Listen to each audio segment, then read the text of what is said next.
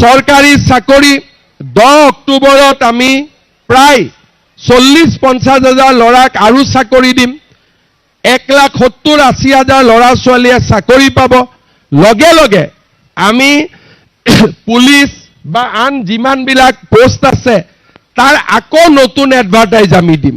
তাৰমানে প্ৰত্যেক বছৰে যাতে এপইণ্টমেণ্ট হৈ থাকিব পাৰে।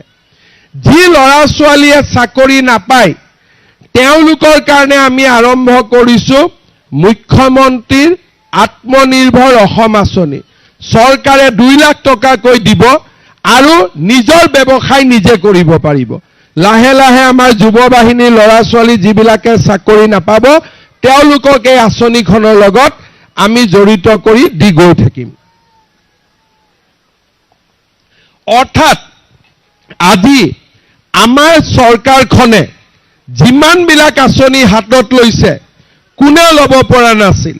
21 আগষ্টৰ পৰা নলবাৰীত আমি আৰম্ভ কৰিম আত্মসহায়ক গোটৰ বাইদেউসকলৰ লাখপতি বাইদেউ বনাবৰ কাৰণে 10,000কৈ দিয়াৰ যিটো আঁচনি সেইটো আমি 21 আগষ্টৰ পৰা আৰম্ভ কৰিম। আৰু কেইদিন আছে? 20 দিন আছে। প্ৰত্যেক মাহত 10টা 20টা সমষ্টিত আমি দি গৈ থাকিম। আৰু ইলেকশ্যনৰ আগতে 126টা সমষ্টিতে আমি সকলোকে 10,000 টকা দি দিম। 10,000ৰ পিছত অহাবাৰ 25,000, তাৰ পিছত 50,000। তাৰমানে আমি আগুৱাই গৈ থাকিম।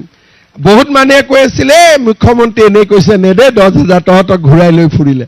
তেনেকুৱা কথা একো নাই। মোৰ মুখেদি যিটো ওলাব তাক মই কৰিমেই। আৰু মুখেদি ওলোৱাৰ আগতে 10 বাৰ ভাবি লওক যে কোৱাটো উচিত হ'বনে নহ'ব। যেতিয়া মই 1 লাখ চাকৰি দিম বুলি কৈছিলোঁ কোনে বিশ্বাস কৰিছিলে? এতিয়া মানুহক 2 লাখ বুলি ক'লেও বিশ্বাস কৰিব। কিয়? আগৰ কামটো আমি কৰি দেখুৱালোঁ। কিন্তু এটা আমাৰ কাম আছে।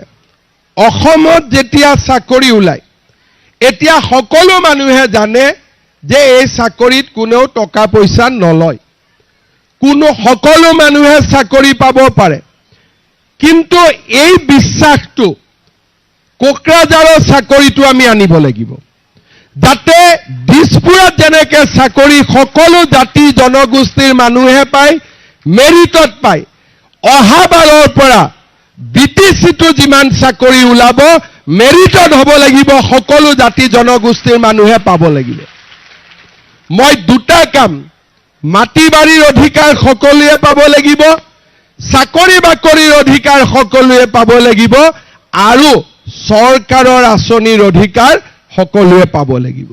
এতিয়া আমি জিঅ' টেগিং কৰিছোঁ। 50